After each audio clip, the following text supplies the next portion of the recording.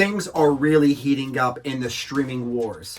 Netflix just responded back to Disney Plus. Round one, fight! Let's talk about it.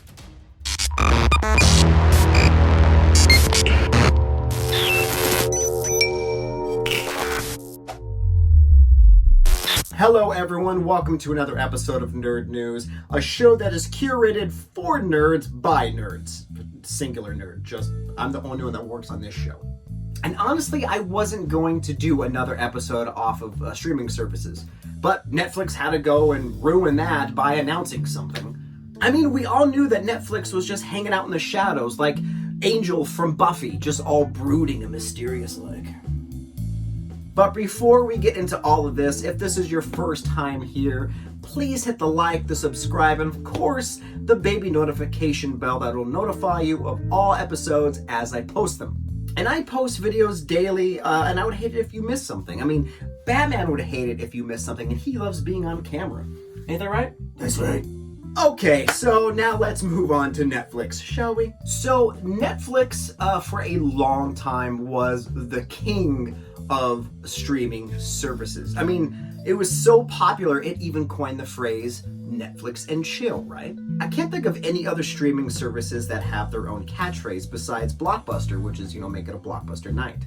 Hulu, where binge watching is more important than working out. HBO, here, now, play, watch, repeat. So when a new kid comes on the block, aka Disney Plus, it threatens your whole existence. It makes you feel very minuscule, like you're nothing. And I'm sure the heads of Netflix were feeling the heat from the popularity of Disney Plus. I mean, surely they had to know how big this service would be. I mean, it's Disney. They own the world! So Netflix did something where they would, bridge the gap between new subscribers and old subscribers, something that could kind of bridge the gap, something that they can all fall back on that has the same nostalgic feel as Disney. That's why Netflix has reached a multi-year deal with Nickelodeon. Now, they are to produce animated TV shows and movies for kids, young and old like us, because I can still consider myself a kid. I mean, clearly.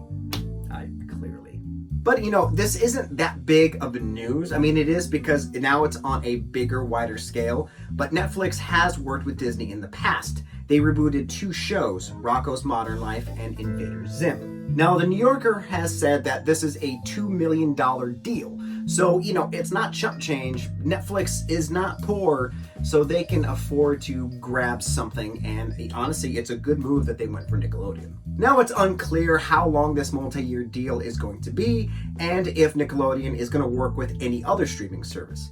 But for right now, it is Netflix and Nickelodeon, and they are one.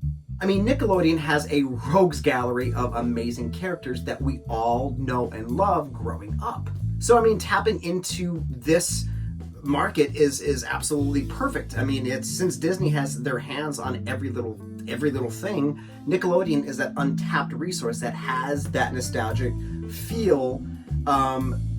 That could blossom and grow into something even bigger. Now, Melissa Cobb, the vice president of animation at Netflix, they did ask her, what do you think about this deal? How do you feel about it? And this was her response. We are thrilled to continue to collaborate with Brian Robbins, Ramsey Natalie, and the creative team at Nickelodeon in new ways as we look to find fresh voices and bring bold stories to our global audience on Netflix. Nickelodeon wants to keep expanding, and what a perfect opportunity to do that than to partner with Netflix. Now, they haven't really said what shows are going to be included in this or what original shows. The only thing that they've said that there's going to be a spin-off of SpongeBob with Squidward. They're going to do like a movie or something with that. It's animated, it's not live action. That would be absolutely creepy. But SpongeBob, I was a little too old when that came out.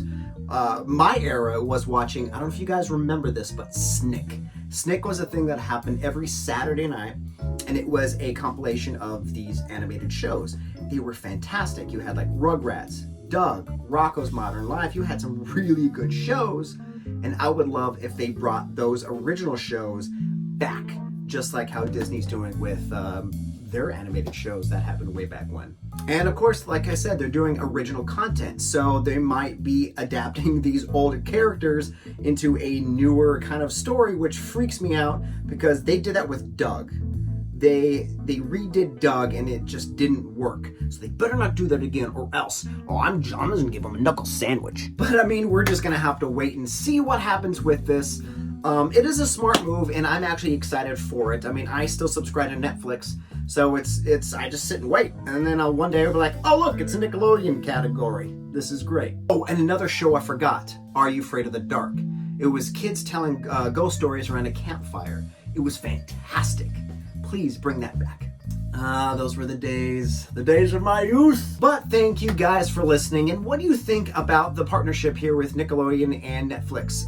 Let me know in the comments below. Tell me what shows you want to see on Netflix. And guys, if you like my channel, check out my social media accounts on Twitter and Instagram. There I post daily on all kinds of new entertainment news that happens throughout the week. So check it out. Have a great week, guys. And remember, our childhood shows, they're not dead. They're just being used to gain more money and popularity.